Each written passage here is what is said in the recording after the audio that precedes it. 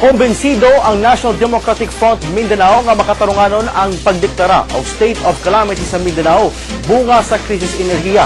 Apan duda ang grupo nga posibleng maabuso o magamit sa eleksyon ang pondo alang sa pagsulbad sa power crisis. Eksklusibong nagapatrol, Rog Kultura. Muduha ka bulan na ang nasinati nga rotating brownout sa Pulo, Mindanao. Niubos ang tubig sa Pulangi ug Agos Dam tungod sa El Nino. Si NDF Mindanao spokesperson George Madlos gibasol ang administrasyong Arroyo sa problema. Usad mismo sa ilang interes. Karon kay naay power crisis, mahimo sa nila magamit ang maong power crisis to stay in power longer. Dili bago ang aligasyon. Gani ni angkon si Presidential Advisor for Mindanao Affairs Jesus Doreza sa kapalpakan sa gobyerno sa krisis enerhiya nga unta nalikayan. Our problem was because we were not able to get in more investors to come when the times were good.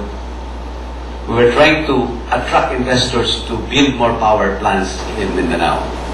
Subay sa pagdeklara ni Pangulong Arroyo og state of calamity, mahimong gamiton sa lokal nga panggamhanan ang 5% sa calamity fund. Suspetsa ni George Madlos, dakong posible nga maabuso og magamit sa umaabot nga eleksyon ang pondo. Mga congressman, mga governor, mga mayors nga naa sa linya ni Arroyo, mahimong magamit ang maong calamity fund para ipalit na sa nila, igasto na sa nila sa eleksyon. Rog Kultura, Patrol sa Caraga. Nagduda ang National Democratic Front Mindanao nga tinuyuan ang power crisis. Sa eksklusibong report ni Rog Kultura, gibutyag sa NDF Mindanao nga usalang kini sa mga estratehiyang gihimo aron magpabilin sa gahom si Pangulong Gloria Arroyo. Duda si NDF spokesperson George Madlos nga tinuyuan ang krisis sa enerhiya nga may resulta sa puli-puli nga duha hangtod na pulo ka oras nga mga pag-brownout sa Pulo, Mindanao. Energy crisis is one option niya. Kung doon ang energy crisis, makahimo siya og mga emergency measures or she can even declare emergency rule.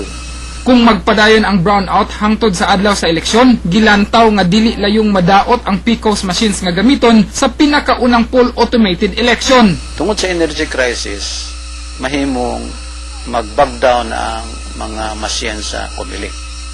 So if mag-back down ang mga machine sa Comelec, doon ay failure of elections.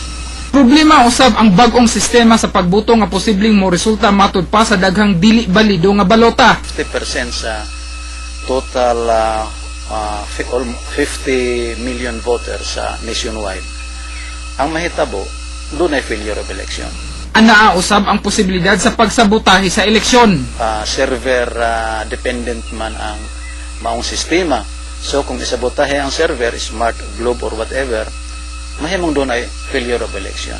Usa sa mga posibleng paagi nga gibantayan kung gamiton sa politikanhong katuyuan ang pagsulbad sa armed conflict. So ang last course pa gyud ni Arroyo is to declare martial for whatever reason na apay problema sa Moro. So on all other provinces karon sa atong nasod. Ang rebelding grupo sa NDF Mindanao iladong kritiko sa administrasyong Arroyo. Rog Kultura, Patrol sa Caraga. Ang mga musunod sa TV Patrol Caraga, lalaki gilubad na yung gipusil patay ang gulong drug-related case gitunan. Pag-contest alang sa mga kababainhan sa Kabadbaran, gitanyag sa pagsaulog sa Women's Month at ang mga detalye sa pagbalik sa TV Patrol Caraga.